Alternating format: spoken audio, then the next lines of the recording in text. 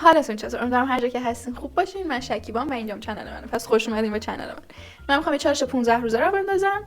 چالش از چه قراره؟ چالش از این قراره که ما میخوایم سعی کنیم هر روز کار مفیدتری توی زندگیمون انجام بدیم. مثلا اگه یه کاریو هست که هی میندازین عقب، میگین مثلا از هفته بعد، از شنبه هفته بعد میخوایم سعی کنیم این کارمون رو انجام بدیم بدون کمالگرایی. البته این نکته رو من اضافه کنم که اصلا هدف از این چالش این نیست که شما مثلا 6 صبح پاشی بری بدوی بعد بیای نمیدونم صبحونه یه فلان پروتئین و فلان چیزو بخوری. نه دیگه هر کی بسته به اهدافی که خودش برای خودش توی زندگیش گذاشته پیش میره. مثلا من میخوام تمرکزمو بیشتر بذارم روی درسام، سعی کنم از سوشال مدیا استفاده خیلی نکنم، استفاده بیهوده البته، و این چیزا تارگت های منه که تو 15 روز میخوام بهترشون کنم.